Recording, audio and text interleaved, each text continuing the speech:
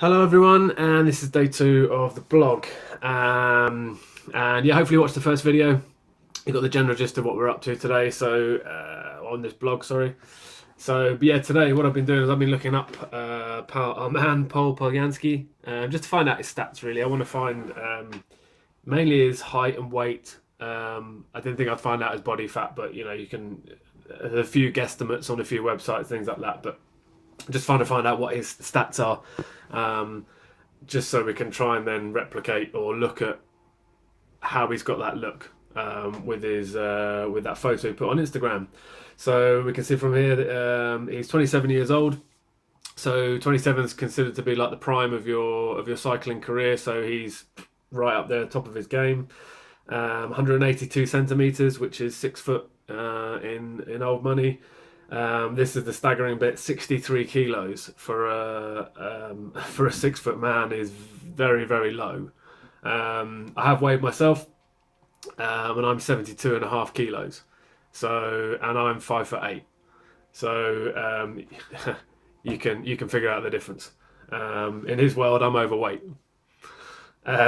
So yeah, there's a couple of websites that are guesstimating his body fat's around about the 5 or 6%, which I think probably sounds about right. Yeah, it's definitely well below 10 to be that lean, be that light, and have that kind of look. So yeah, I think yeah, been a pro since 2012 or 13, I think, with Saxo Bank, and now moved on to Bora Hansgrohe. So he's been a pro for a few years. He's piled on a lot of miles, but like I said, he's at the peak of his cycling career. And as we know, he's going to turn up to the Tour de France absolutely top form, because he's been picked for the biggest bike race in the year. He's going to train for that. You wouldn't be a pro and turn up unfit. I think would. So yeah, we're going to assume that he's in the top of his game. So yeah, so far what I've derived from that is that yeah, I need to lose weight, and I need to drop my body fat as well to get close to where he's at. And looking at that, I've got to lose quite a bit of weight, which is going to be a big thing. So um, yeah, just having a look at, and then done a bit of research into what's going on with his body, why he's got that look, what endurance athletes. Their physique and the sort of the biology that's going on behind it. So because he's very very lean and he's very very lightweight, you can see everything. You can see all his muscle fibers. You can see all his veins. Because there's no fat or anything that's hiding them. So one, you can see them a lot better. Two, endurance athletes generally will have a pretty low resting heart rate, which means that its heart functions very, very well. And it also means it's very, very strong. So it's just giving out, less pulses, but very, very, very strong pulses. So it just pumps that blood around the system a lot better. So it's a really strong, effective circulation of blood.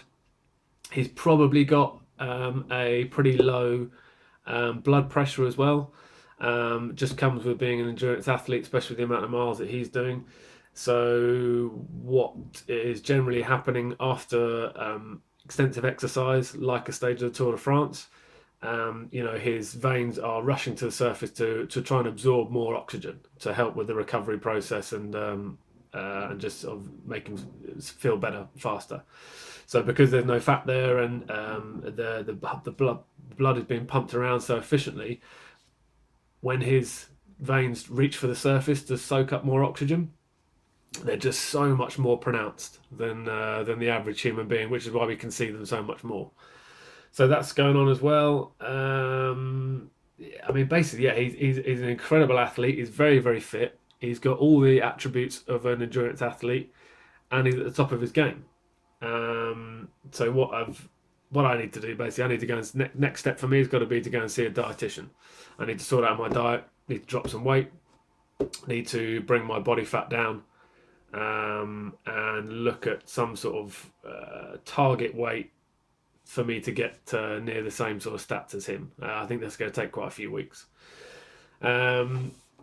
Yeah, what I will try and do is I'm going to try and follow this up, and I'm going to try and speak to a few professionals, and try and get a little bit of this sort of backed up with some real facts, just to make sure that I'm talking about the right things and I'm on the right track. But yeah, generally I think I've got a good idea of what's going on with him, and I've certainly got a better direction of where I need to go to achieve this goal. So yeah, keep watching, and we'll see you in the next video.